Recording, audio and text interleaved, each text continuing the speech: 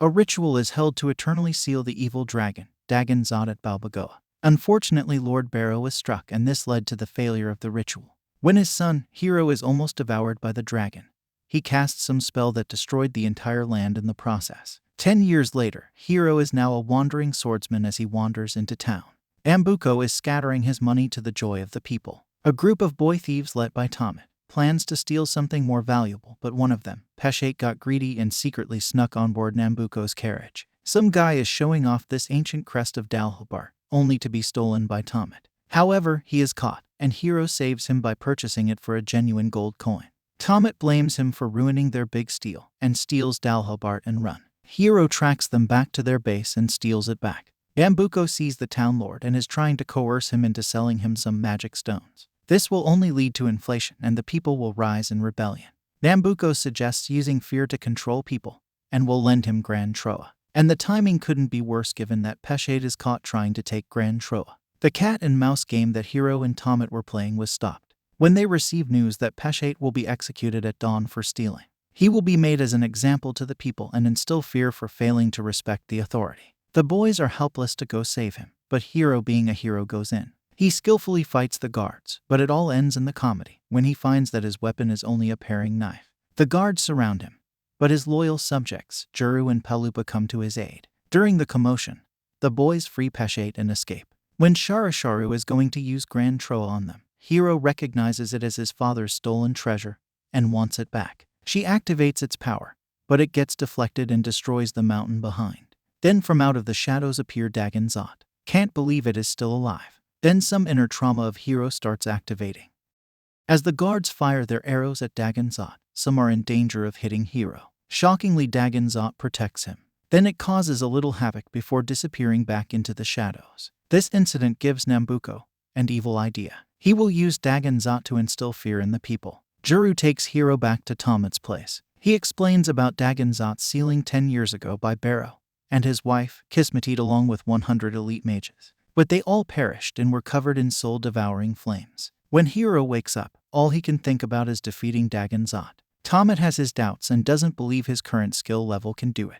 Hero believes he can because he has been practicing for so long. Hero intends to use Grand Troa's ability to grant any wish in order to beat Dagon Zod, but he must first figure out where Nambuko is. Unfortunately, he has left for the land. Tomet further explains about Nambuko as a ruthless arms merchant responsible for making countries fight each other while he gets rich. Sharasharu is not pleased Nambuko left her behind in this town.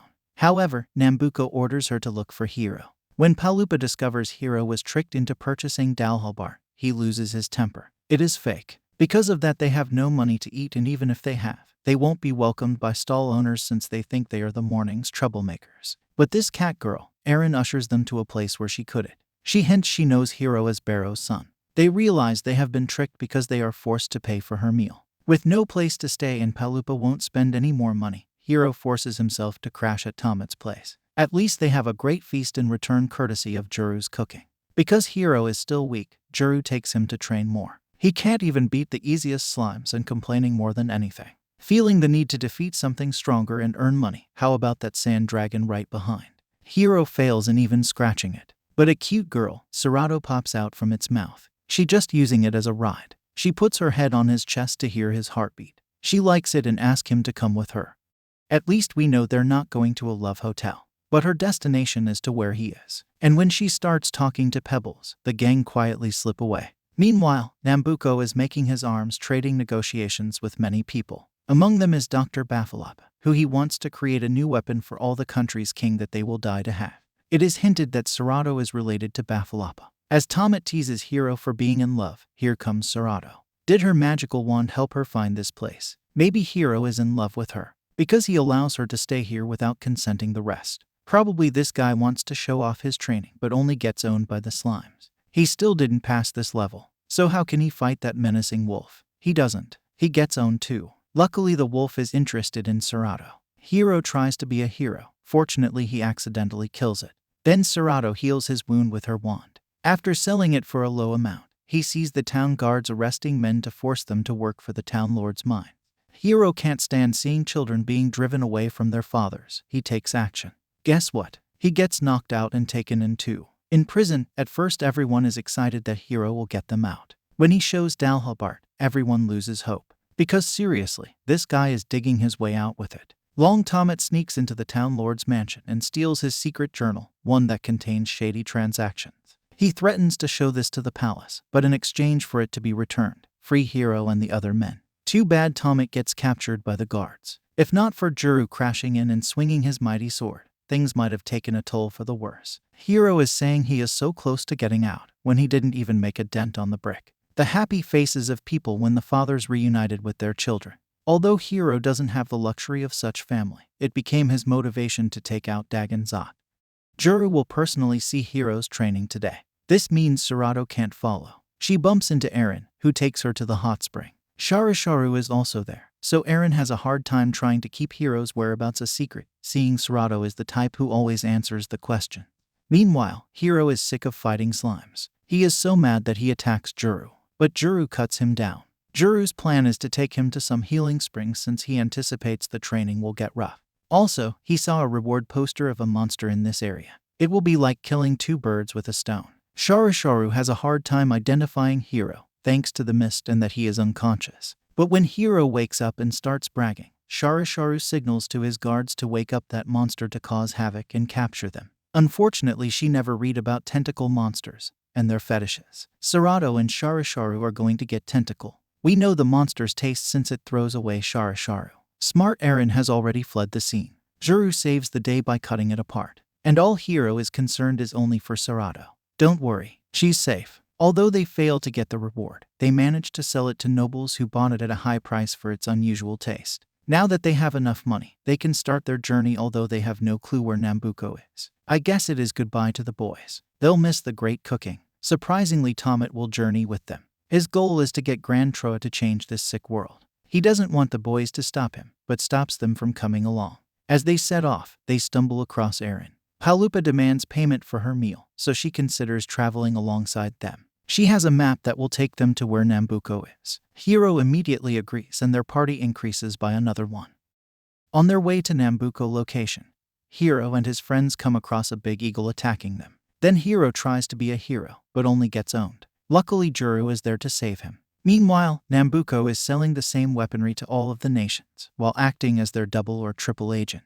He is so ruthless that nobody even notices it, because they're busy trying to kill each other. He summons Sharu back and she knows she is going to get an earful. He scolded her for failure mission, but he is going to give her one more chance to capture Hero. Fail again and it will be the last time she'll never be allowed in his sight again. Sharu appeared on front of Hero, with her guards and giant earth golems trying to capture Hero and his team. Then Hero tries to be a hero, rushes in to fight Sharu, thinking he can beat the crap out of her and take him to Nambuko. As expected, he gets owned, even his sword gets destroyed. With Juru having his hands full fighting the golems, Palupa summons Mumu not for weapons but for everyone else to teleport escape via this magic chest. Juru falls into a trap, and Sharu intends to kill him. She means it. Hero cannot do anything as he is pinned down and being tormented by Sharu, who enjoys it to the fullest to exact revenge on her humiliation. But when Hero reaches his limit, suddenly something inside him activates. Hero turns into a fast, ferocious wild beast as he strikes down all the guards in a flash. Scared, Sharu teleports and escapes in time. But that wouldn't have been necessary since Hero returned to normal right before he reached her. In his weakened state, he crawls through the desert, wondering what the heck that power was. Nambuko just passed before Hero, and he is too weak to do anything. When Palupa and with the others return, they find Juru unconscious. Sorado heals him, and he has no recollections of what happened. They are puzzled that there are lots of dead guards nearby, and wonder if Hero did this. Meanwhile, Nambuko is demonstrating to a duchess his new weapon that combines an orc and humans. It is one big blended mess. The monster attacks, but the guards easily took it out. Dafalapa is not pleased with the results since the monster should be tougher than this. Hero sees everything and pops out to fight Nambuko. Hero tries to be a hero. He is easily defeated and captured. He saved the villain a whole lot of trouble looking for him. Back at his camp, Sharu expects to be scolded as she explains how scary Hero was. Surprisingly, he didn't get mad and instead rewards her. Nambuko goes to torture Hero to let him spill some information about Dagon Zot. He wants to revive it to cause chaos. This means more fighting, more weapons, and more money. Suddenly, the old lady is complaining about some pretty boy's service. Nambuko then intervenes to calm her down after observing that he has some free time. Hiro makes an attempt to free himself, and for once Dalhobart serves its purpose in cutting the ropes. Bafalapa suddenly entered the camp, and detects Sorado's scent and locates Hiro as the source.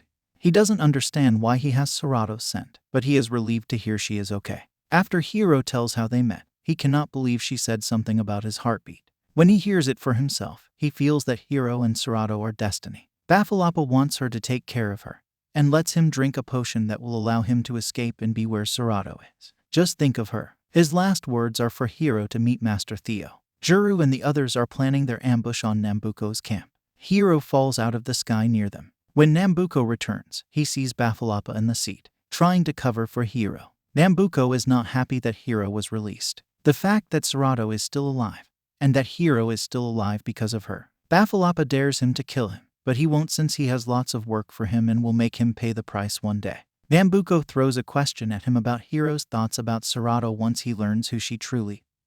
After Hiro explains all he knows, Juru finds it disturbing of Bafalapa's words that his heart does not belong to him. Then Juru theorizes that the reason why Dagonzot protected him then was not because of Hiro but its heart. Hiro and Dagonzot's hearts are switched, and it must have been Barrow's last attempt to save his son. Further proof is when Hiro became a beast, as he had the powers of Dagonzot within him, and they both have the same birthmark on their chests. Hiro becomes upset that this means seeking revenge for his parents. He must prepare to die. He falls into depression and it's time to cheer him up with flashbacks. Palupa tells him how Juru trains him day by day, has been learning magic at night for 10 years all for his sake.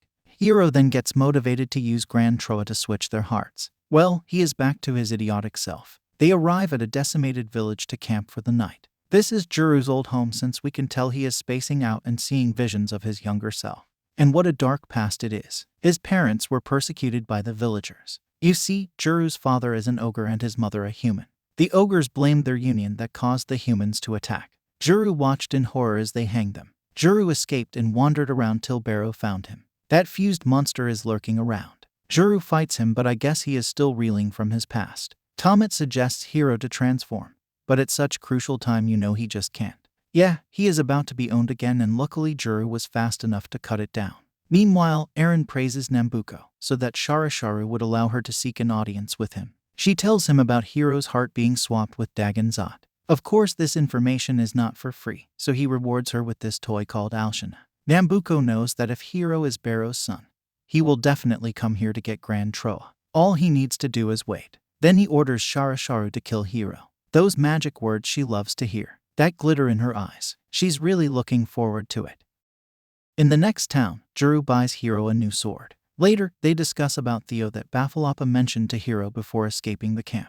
Juru and Palupa revealed that they know Theo as Barrow's doctor. Sorado claims Theo is her friend, and everyone was shocked at the revelation. For the first time in a long time, they get to sleep on warm, decent beds. But deep into the night, a shadow monster appears to wreak havoc. They think it is Dagonzot, but its shadow is also devouring the villagers. After Juru saves Hiro from another blooper, he too gets caught in the shadow and clinging on for dear life. Sharasharu pops up to kill Hiro. She reveals this monster is Daku, a creation of Bafalapa given by Nambuko to her to test it out. As Sharasharu electrocutes Hiro, this is all part of Nambuko's plan to bring out Dagonzot since this attack is endangering his heart. But then Hiro turns into his dragon beast form. He destroys Daku as Dagonzot emerges. Sharasharu becomes scared and escapes. After Eren shoots her special monster-killing arrow at Daku to free Juru, he runs to save Hiro, but he is in the midst of going berserk and slashes Juru. Once the havoc gone, and Hiro regains his normal self, he becomes distraught seeing Juru lying in his own pool of blood. The only happy person is Nambuko because after watching what happened, he is certain Hiro is needed to get the dragon. Juru is alive and recovering, although at a slow rate. Unfortunately, Sorado can't heal him. Hiro feels bad for striking him, even if the rest doesn't blame him. But Juru is more concerned about Hiro transforming, because he fears if he transforms frequently, he will not be able to transform back. After weakened Juru collapses, it is a race to get some Serafuria herb. But Mumu is selling it at a freaking high price. Eren tells Hiro a place where he can get it, but it will take half a day to get there. Instantly he makes his journey with Sorado. While the duo are gone, the rest discuss about Sorado, because Tomet has observed her that she doesn't eat or smile. Eren tells the rest about Nambuko's intention to kill Hiro. She knows because of Alshana, which is a communication tool. As the nations are gearing up for war, many are making weapon orders from Nambuko. This allows the arms merchant to raise the price, while he also manipulates information. Once war begins, Hiro will need to go through the battlefields to get to Nambuko. After all the struggles and perseverance, Hiro finally manages to grab Serafuria herb. Sorado, who has been doing nothing all the while, catches his fall. She smiles for the first time. Juru instantly heals after eating the herb. It is time for Tomat's drama because he heard from Peshate that their hometown has gotten worse. Everyone has been forced to work in the mines. Better hurry getting your hands on Grand Troa. Tomat stops suspecting Sorado since he saw her shed a tear. The party makes their way to Theo's dwelling. It is important to get Grand Troa, but it is more important to treat Hiro's body first. As the gang meet Theo, he starts hugging Sorado like nobody's business. Even more shocking for him is how Sorado mentions Theo is her friend. After Theo is told of Hiro's condition, he demonstrates an imitation of the soul-devouring flame. Hiro wonders, why if he is the continent's most powerful mage, why didn't he do anything to save his parents? Even the greatest mage cannot stop the Mother Nature force of a storm. Theo begins giving his training to Hiro. He is made to do weird stuffs like picking up and throwing pebbles, and crumpling a picture of a badly drawn Sorado's face. Theo demonstrates using his Koku blade. It's like an air sword and using the wind to slash. Hiro tries it out, and finds it stupid because in his eyes nothing happens. Later that night, as Juru asks Theo about Hiro's progress, he mentions how the son is very similar to Barrow. In short, Hiro has no talent for swordsmanship and knows Juru has also noticed this for a long time. I mean, after 10 years of training and he is this weak, something must be seriously wrong. Juru has known his potential ever since he took up studying magic, and his thoughts is that if Hiro is all by himself, maybe he could use magic instead of sword. Thus it can be concluded that Hiro has a rare talent in magic than swordsmanship. However, Theo cautious his magic power is very high and rare. Otherwise, a human would have been unable to bear the magic of a dragon's heart. During the Koku blade training, Hiro's magic did hit Theo. Theo finds Hiro to be a very dangerous person, and Juru teaching him swordsmanship was the right move. His last advice is that Hiro and Sorado are a pair, and must be together. Meanwhile, Sharasharu continues to be in depression, but when Nambuko surprisingly calls her, she is motivated after hearing her voice. Looks like he needs her for a mission. Next morning, Hiro has had it with this dumb training and quits. But Theo tells him to cut him down with Koku blade, where he stands, and if he does so, he will graduate. Hiro plays along and Theo puts on the lamest and fakest damage receive. After they leave, Theo notes he was indeed hit by Hiro's power, and that was just a fraction of his true power. Perhaps switching hearts was the best move as it kept both their powers in check. The gang are now a desert away from Nambuko's base. Suddenly an eagle attacks them, but Juru is able to cut it down. Wondering how they are found out, suddenly they hear from Erin's Alshana. Nambuko is trying to reach her. Erin admits she traded information. It is her specialty after all. The rest won't kill her, seeing it won't undo the damage done. They continue the journey without her. They'd rather get lost than have her with them. Meanwhile, Sharasharu agrees to be fused with her monster pet dog. Palupa falls into a hole, and going to be eaten alive by some giant sand bug. Surprisingly, it is Erin who throws a rope for his rescue. Seriously, is this little dude that heavy since all are struggling to pull him out? I suppose they have to continue their journey with her, since she is the only one who knows where they're going. Later, a sandstorm separates them. It is then Sharasharu in her fused form comes to kidnap Hiro back to base. Since Bafalapa has refined the machine, the fusion is much better now because Sharasharu looks sexy and badass in her new form. Hiro instantly draws his sword when he sees Nambuko. Of course you know he easily loses. Nambuko tells him a secret. They met before 10 years ago at Balbagoa. Yup, your guess is as good as mine. Nambuko is the one who killed Barrow. He thought Barrow was foolish trying to seal a dragon, because Nambuko would have used the chaos to earn more money. He survived thanks to some crystal protecting him from the flames. During that, he saw those beautiful flames, and that evil beauty is what he is looking for. Human lives pale in comparison to its destruction. Nambuko assures he won't kill Hiro, for his fear of death is what is needed to summon Dagonzot. All Hiro has left now is humiliation, and with Dagonzot's heart in his hand, the dragon's life is his to command. Meanwhile, Erin uses Alshana to trace Hiro, but instead they find Sorado smashing her magic wand against some rock till it breaks. Seems she is summoning a dragon as its noise will attract it. Here comes one now. Using the dragon, they fly to Nambuko's castle. It is rumored it was ruled by a demon king named Gyrokias, who was defeated by the hero, Dalhalbart. So sad the dragon is shot down as our heroes go into hiding. Bafalapa is happy Sorado is here, and takes them back to his lab. He reveals she is a magic doll made under Nambuko's orders. So now you know why she doesn't eat. Not because she is helping to save money. Balbagoa was ordered to make a warrior that could fight in lands destroyed by the soul-devouring flames. However, Balbagoa was more interested in her beauty and kindness. Unfortunately, that is not what Nambuko wanted and ordered him to dispose of her. Of course, he pretended to do so and let her escape.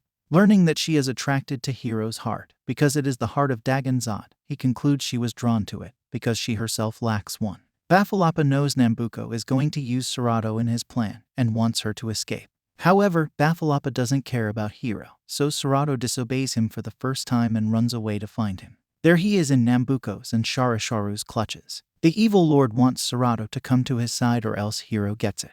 When she does so, Sharisharu teleports them to Balbagoa while she fights Juru and blocks him. Sharisharu explains how Nambuko will use his machine to fuse Dagonzad with all the soldiers from the warring countries who have gathered there into the ultimate disaster. But I suppose Sharisharu didn't see this coming, because Nambuko finishes his explanation that everyone in his castle are now trapped, and their souls will be used as magic for this reactor. Naturally, his subjects start panicking as they don't want to die. But their screams and tears only fuel the process further. Now is the moment. Sharisharu is starting to feel betrayed. Since magic is blocked inside, nobody can get out. Can Balbagoa get them out? His real body is already at Balbagoa, and this one is just a puppet. Damn old man. We see him threatening Nambuko to stop the machine if he doesn't release Sorado. However, Nambuko silences him. I guess he isn't needed anymore as the machine can run on its own. After hypnotizing Sorado under his command, Nambuko orders her to kill Hiro to awaken Dagonzad. Palupa contacts Mumu to have her shoot a hole through the barrier, enough for their magic to teleport them out. You know how high her price would be and she doesn't take credit. So they pool all their money together. Juru only has kitchen utensils. I guess Aaron's gems would do. One hole in the wall coming up. They make a deal with Sharisharu to teleport them to Balbagoa. In exchange she gets to deal with Nambuko. Hiro has already partially transformed into his dragon form, but it is still incomplete. Once it is, the evil dragon will fully revive.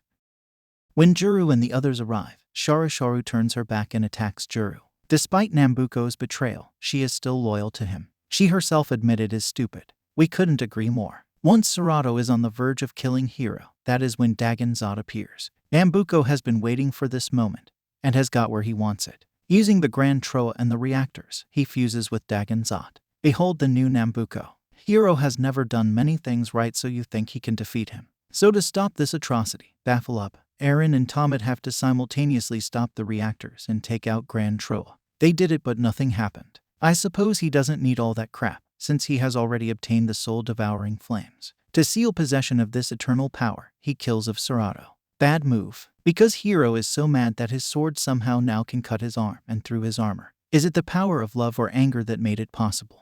With Nambuko's demise, Dagonzad is now free. Hiro has thoughts about sacrificing himself by piercing his own heart, but he chickens out and gets another idea. Using Grand Troa, he pulls out some magical sword and uses Koku blade to cut open its chest. And then they switch hearts. But Hiro didn't put his own heart back in his body. Instead, he gives it to Sorado, who then springs back to life. And this is Dagonzad's demise. Now, the rest are fighting over Grand Troa for their own nefarious agenda. But then it breaks. Juru says that is not the real Grand Troa, as it wouldn't shatter. So where is the real one? Shattered when Barrow first used it to seal Dagonzad.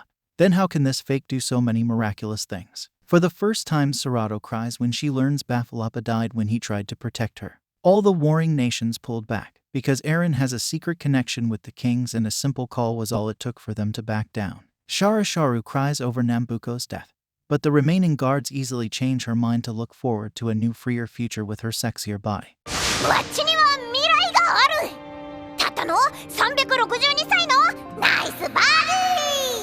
After burying Balbagoa, Hiro says his heart is now Sorado's, an excuse to always be with her and protect her. He gives Dalhobart to Tomet. With peace reigning over the land, what will Hiro do now? Train with his sword. He won't admit he is a magic user and still believes himself as a wandering swordsman. I guess we're in no hurry for him to become a legendary swordsman then. Thank you for watching till the end, and please don't forget to subscribe.